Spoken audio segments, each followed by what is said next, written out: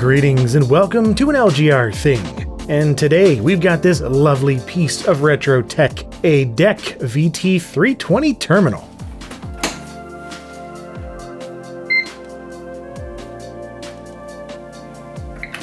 Yeah, beyond those little beeps here and there, the VT320 is pretty much silent. There are no fans, no hard drive, disk drive, or really any storage at all beyond a bit of RAM. And that's because it is what it is. A computer terminal, not a personal computer, meaning that it relies almost entirely on connecting to another system to do much of anything at all, either a local host computer or something more remote, like the bulletin board system being displayed here. And back when this came out in 1987, Digital Equipment Corporation charged $545 for the pleasure, or about $1,200 adjusted for inflation. Which, despite its later-than-expected release date, was shockingly good news at the time, costing 31% less than its VT220 predecessor and hundreds of dollars less than competing terminals from companies like Wyze and Hewlett-Packard. And seeing as digital already dominated the world of computer terminals by 1987, it's little wonder the VT320 caught on and became one of the most widely adopted models of the late 1980s and on into the 90s. That's speaking from experience too. In the 90s, almost every single library I visited had at least a couple VT320 terminals connected to the computer card catalog, providing access to the contents of every library branch in the county, and even letting you reserve and renew borrowed items. A lot of these accessed an integrated library system called Dynix, though I haven't been able to verify what exact version I used back then. It's been probably 16 years since I last used one of those terminals at all. But whatever, I've got one now. And though I don't have any card catalogs for this one to peruse, VT320s were frequently used as library terminals, and that's the biggest reason I wanted one.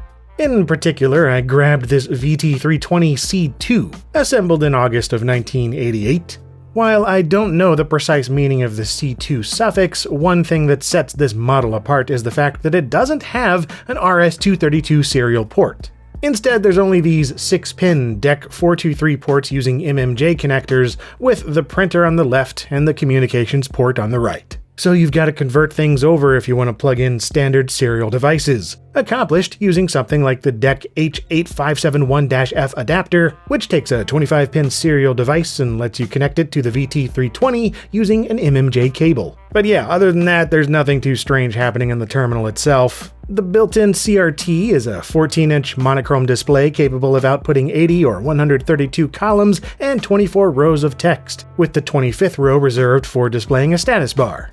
And in this case, it uses a vibrant amber phosphor to provide that glowing golden-orange hue, exactly the same as the library terminals I used as a kid. It's nice, isn't it? It's nice. Over on the left-hand side of the terminal is the power switch, pretty self-explanatory that. Underneath, there's a plastic tilt mechanism with a deceptively strong spring attached, letting you adjust the screen angle with pleasingly little effort. And the right-hand side of the unit presents a pair of grayish-brown knobs for brightness and contrast adjustment, as well as another DEC connector for plugging in the keyboard. Speaking of keyboards, mine came with this variant of the classic LK201. Originally introduced for Digital's terminals back in 1982. It uses the 105-key DEC ANSI layout, also known as VMS layout, a common sight with DEC VT terminals and their clones throughout the 80s.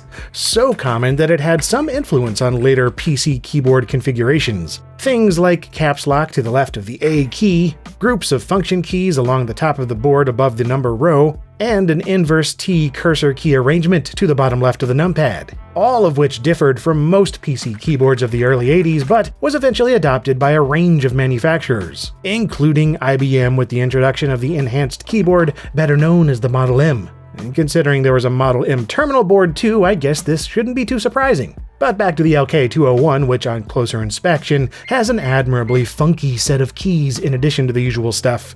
What exactly these do depends very much on the context of their usage and the system being accessed though. There are also 4 green LED indicators, with hold screen signaling a pause to whatever's on screen, lock for caps lock, compose for typing in sequences of special characters, and wait showing that keyboard input is blocked. And while the keycaps feel pretty decent, it is not a mechanical clicky keyboard. Instead, it uses these cruciform pegs to hold the keys in place and guide them down onto a membrane underneath. Pretty robust, but not exactly the most pleasant to use. It does at least generate this cute little key click sound. I've always liked that about these things.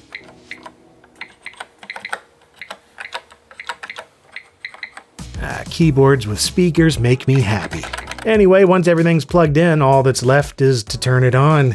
And from here, well, there's not much you can do yet. Typing won't do anything before you take it online, but pressing the setup key on the keyboard does at least provide a handy handful of menus. You can do things like adjust the number of on-screen columns, change between light and dark backgrounds, adjust data transmission speeds and various communication options, and switch between multiple terminal modes for emulating older DEC terminals and displaying various character sets.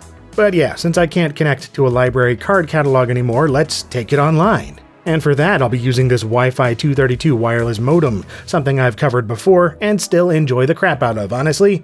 This plugs into the aforementioned serial adapter and, once powered by USB, emulates a modem and can be used by pretty much any terminal. It makes use of Hayes-compatible AT commands to communicate using Telnet over Wi-Fi, so as long as you have a wireless internet connection and a BBS to dial into, you're good to go.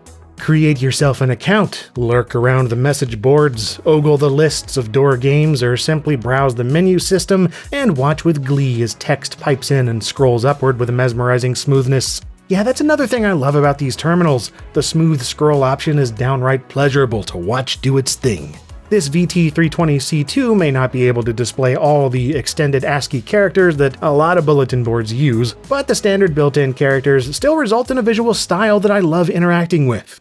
And the fact that some of these boards provide access to external applications like Level 29's Twitter service, that's icing on the amber-tinted cake right there. Tweeting on a DEC terminal is one of the LGRest things you can do, I think. And dude, don't even get me started on how it is playing multi-user games on this thing. Games like Legend of the Red Dragon, Usurper, Food Fight, and Trade Wars 2002. The moment I got the terminal online, it kicked off a door gaming binge that I was simply unwilling to quit for a good couple days.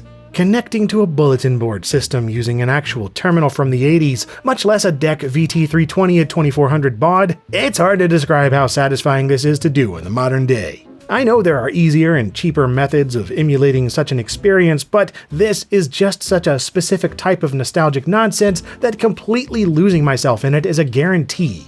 It's an intoxicating combo of logging into a remote system using this particular keyboard with this specific terminal, with that glowing amber display and those soft little key click noises emanating from the keyboard speaker. No doubt this is amplified by my own rose-tinted memories coming back to life, but there is a kind of retro magic about it.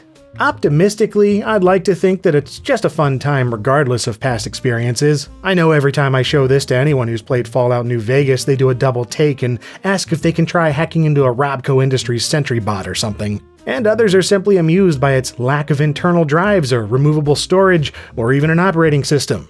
And that's fascinating on its own, really, with its reliance on an Intel 8031 microcontroller and 16 kilobytes of RAM, ensuring that anything displayed on the terminal is only a temporary thing. The only way to save anything on screen would be to print it out on paper. Otherwise, everything you see scrolls on by, eventually beyond the limits of memory, never to be seen again.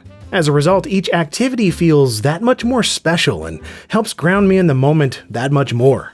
But yeah, regardless of how anyone else sees it, I'm more than happy to finally have a DEC VT320 in my collection and once again taste a few morsels of childhood library-flavored memories. As much as I enjoy the convenience of browsing BBSs through modern web browsers or even through a terminal emulator on an IBM PC, having a standalone device that exclusively acts as a window to out-of-sight computer systems is something I cherish more and more as time goes on. Now, if you'll excuse me, I have to work on leveling up my Death Knight skills in Lord.